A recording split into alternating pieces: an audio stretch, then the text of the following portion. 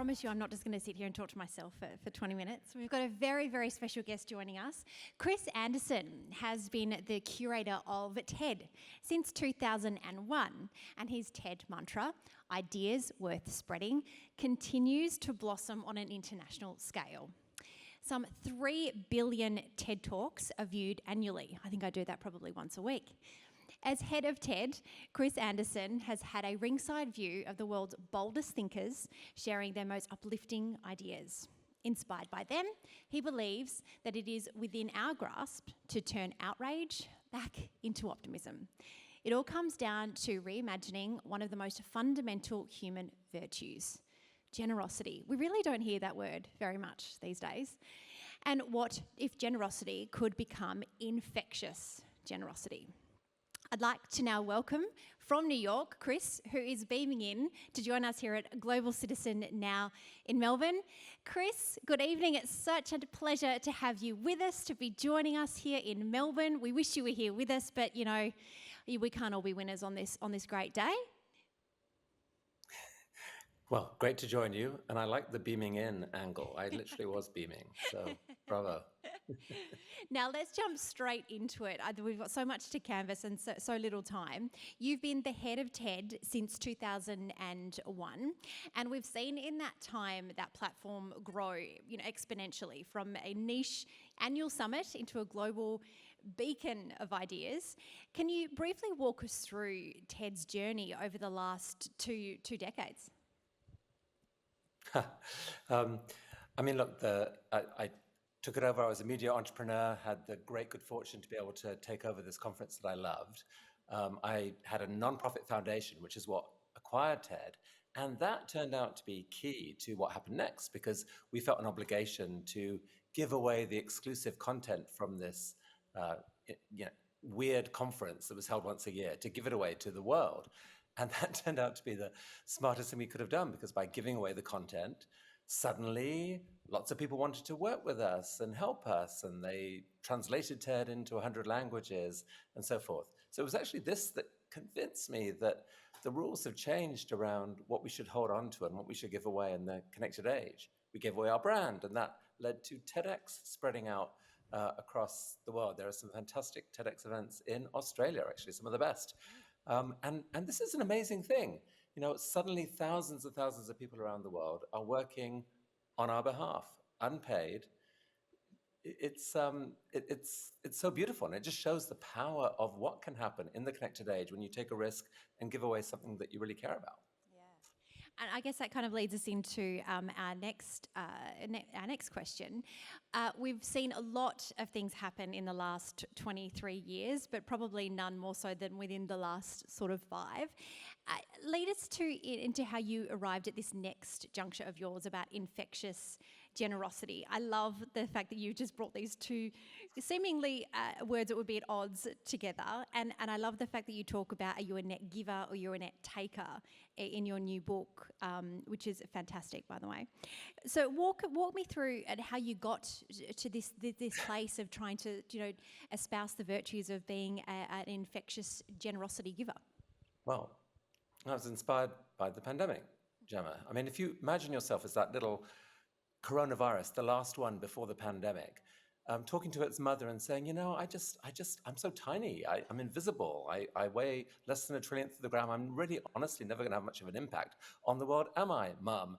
And Mum says, don't be so sure. And one little tweak to that thing's shape, boom, a year later, it shut down the world economy. Now, you don't need to be big to be powerful. This is the thing. You just need to be infectious. So I got obsessed with this idea of what would it take to make the good stuff infectious. We're in a moment in the world where I'm really worried about where we're heading. The internet and media in general are spreading toxic memes, a lot of anger, a lot of mistrust, a lot of division. That may make it impossible for us to do the inspiring things that your organization wants to do. We have to have a level of trust, a level of belief in our fellow humans, or it all goes away. So I think there's lots of reasons why the dark stuff spreads rapidly online. We need to fight this. And the good news is, that it is possible to do that. It's possible to make kindness go viral across and if that happens, it changes how we think about each other, it changes what our prospects are. I feel like I'm perpetually that one actor in the Mean Girls series saying, why can't we just all be friends all the time? And I think reading your book really made me feel seen. So thank you for that. Speaking of the book, in your research, and I guess as the head of TED, what are some examples, really prominent examples of infectious generosity that you've seen make some significant impact on individuals and companies even? One of the most dramatic examples was started right there in Australia. A woman called Catherine Barrett was feeling depressed at the start of the pandemic. She posted a picture online of a box of tissues that a neighbor had put on common space in her building. Please take one. That was it. She started this group on Facebook called Kindness Pandemic to see if anyone else had stories like that. Went to bed. Next morning, 2,000 people had joined. Soon after, the group crashed because it was growing so quickly. 500,000 people joined this thing. And you go on, it's still going. You go on there and you will cry and you will read what your fellow humans are. These stories are happening all the time, just under the radar. We don't usually focus on them. If we did, it would really change how we thought about each other. Any sort of advice, tangible advice you can give us individuals here watching online and even organisations looking to really harness the power of infectious generosity to create positive changes? Because again, I think there is a very big difference between, it's not your typical philanthropy just as Global Citizen isn't. It's basically starting at a grassroots level, right? Yes. Well, first of all, I mean, generosity is about much more than giving money. All kinds of acts of human kindness, I mean, whether it's activism of the kind that Global Citizen does, sharing of knowledge, the sharing of contacts, the sharing of beautiful creativity, or just the act of letting someone feel seen, the gift of attention to someone else. Even that can start ripples that will spread across the planet, potentially. And so I think it's just we underestimate our own ability. Just think of that little virus. Anyone can be the butterfly that sparks the hurricane because the rules have changed, because we're in this connected age. So I just think we need to believe in each other and encourage each other to raise our games. By the way, you have in Hugh Evans an amazing leader there who's got this ability to make people believe not just that they can do something and that it will be good, but that others are also persuaded. This sort of sense that we have to act together, that together we can create a kind of critical mass that will make a difference. That's what it takes, and it's so exciting when you see signs of that happening.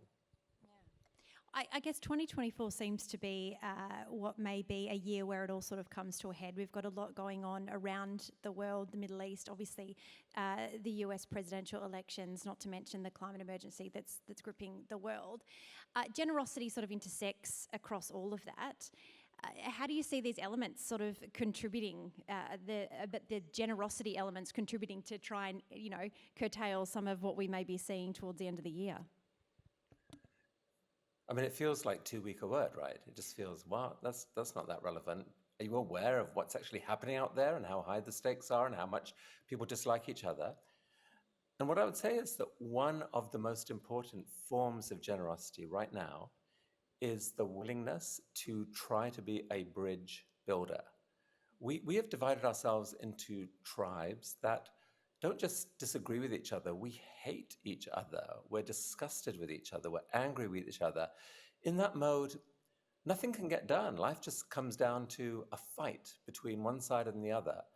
This is throwing away humans' best superpowers of being able to find common ground, to listen, to understand, to imagine new possibilities that can do an end run around all this division and where we can actually end up building something together. So I just think it all starts with someone being able to take a generous mindset, to assume for a minute good intent on someone on the other side, to listen to them, to try to find things that we have in common and to dream of possibilities that would reframe so many of these arguments. This is an absolutely crucial form of generosity, and when we see it, we should amplify it and celebrate it. Look, you're so right, and this has been not only your entire workload is in Infectious, and it's very generous for you giving us this time when it is nighttime in New York. Thank you so very much for this inspiring chat, and I think it's definitely lit a little spark in many of our amazing audience members here today about how we can all cultivate a mindset of generosity in our everyday lives. And get this, it's actually happening right now. We're going to cultivate it and manifest it together. I'm sounding like Oprah and Brene Brown at the same time, because 10 of you will walk away with a copy of Chris's book. If you check under your chair right now, grab the card, and if you have one, visit one of our producers at the end of the show to collect your book, and then stay away from me because I may try to steal it. Thanks so much. Now let's give Chris a round of applause. Chris Anderson, thank you so very much for your time here today.